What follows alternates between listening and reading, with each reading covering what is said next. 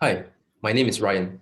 In this presentation, I'm going to share with you a blockbuster film of the 1970s, The Godfather, analyzing the various film techniques used to portray the theme of the movie, as well as what is it that makes this movie such a great hit. Before I introduce the movie, I'll first like to point you to a quote by British historian Lord Acton. He said, "Power tends to corrupt, and absolute power corrupts absolutely." And if you're wondering why I'm quoting Lord Acton, that is because that is what this film is about. Power.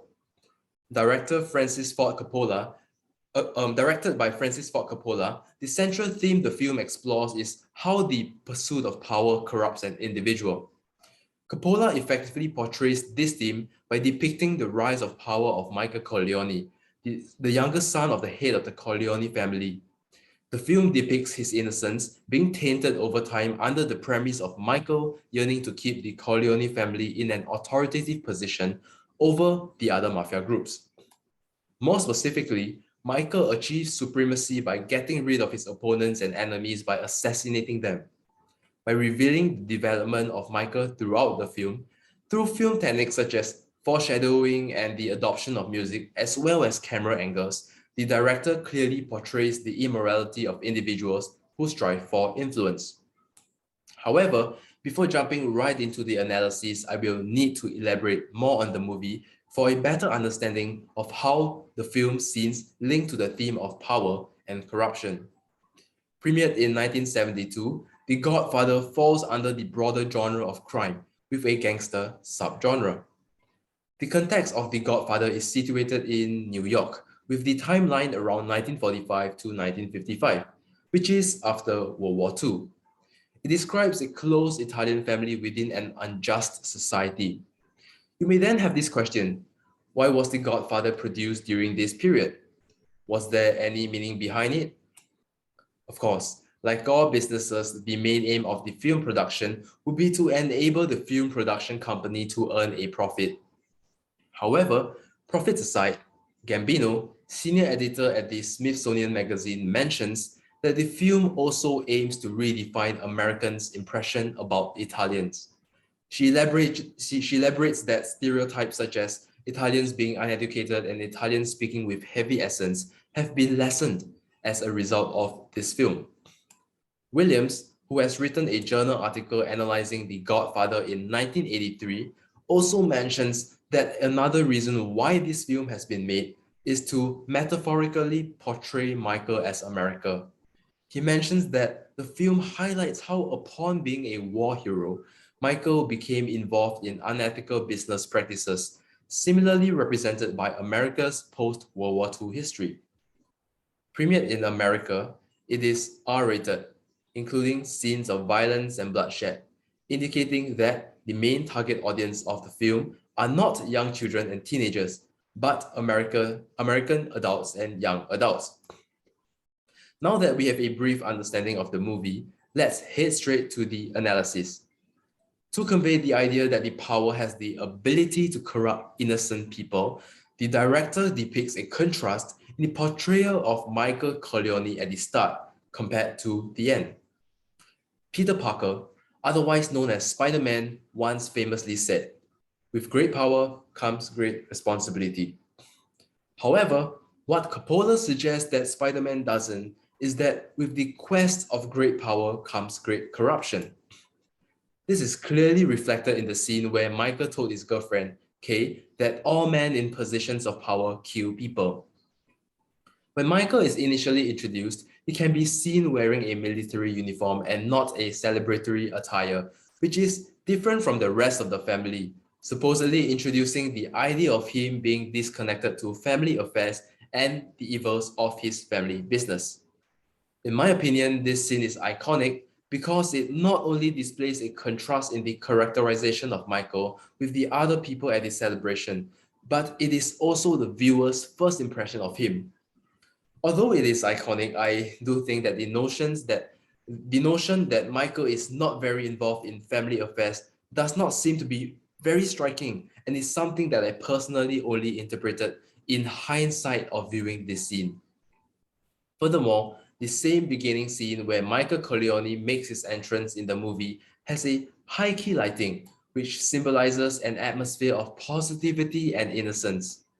On the other hand, towards the end of the movie, Michael is more frequently than not in a dark environment with low-key lighting, and this reinforces how Michael transitions from innocence to evil.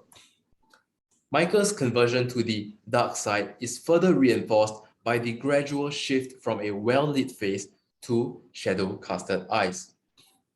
Given that the eyes are said to be the window to one's soul, this technique that Coppola employs is effective in signifying that Michael is not only mysterious, but is a figurative representation that he has lost his own soul. This effective employment of the art of shadow and deliberate darkness to color cinematography earned cinematographer Gordon Willis the nickname Prince of Darkness. The movie also made a comparison between Vito Corleone and Michael by replicating a scene at the start of the movie where Bonacera kisses Vito's hand. In this scene, the film hints that Vito is a powerful man and does so through using an over-the-shoulder camera angle, as well as a subtle high-angle shot. This allows the audience to see things and understand the influence that Vito has from an observer's point of view. The distinction is made as the movie concludes, illustrating Michael standing in the middle of his father's office room, changing from a deep focus long shot to a medium long point of view shot, and that is from the point of view of Kay. This gradually draws in the attention of viewers onto the action of his man kissing Michael's hand, tactfully indicating to the audience that he is now officially the new godfather. That is not all. The director skillfully reinforces this point by adding a non-diegetic sound during this entire scene. This is not just any sound, this sound is what is known as the Godfather's theme.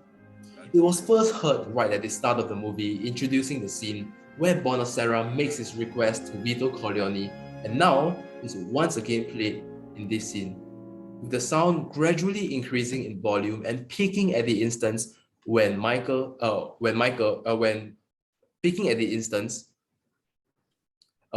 hand was kissed, indicating that this was when Kay came to the realization that Michael is now the new godfather. Moving away from Michael's character arc, another ingenious utilization of shadows by cinematographer Willis is where in this scene we can see how Tom, the consigliere for the Corleone family, is confronted by Solozzo, asking him to convince the Corleone family to side with his unethical drug dealing business. Here, we can see the gradient of light and dark as if a reflection of Tom contemplating and struggling to decide whether he should take sides with Solozzo. In this scene, Tom looking away from the dark side where Solozzo stands and looking towards the brighter direction. Body language aside, this indicates to the audience that Tom does not wish to join the evils of the drug business as his conscience gets the better of him. Last but not least, I'd like to point you to a scene where Michael is suggesting killing Solozzo. The brilliance here is that the placement of the chair is in the middle and not at the side of the arguing Tom and Sonny, emphasizing that he is indeed in the center of attention. In my view, this technique of mise-en-scène is subtle but crucial in setting the foundation for a more effective zoom shot that follows up.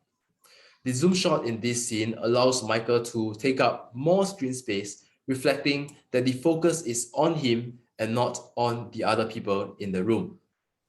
Once again, this showcases his power to influence others, paired together with evilness, as he makes a speech about gunning down Solozzo and the corrupt police chief.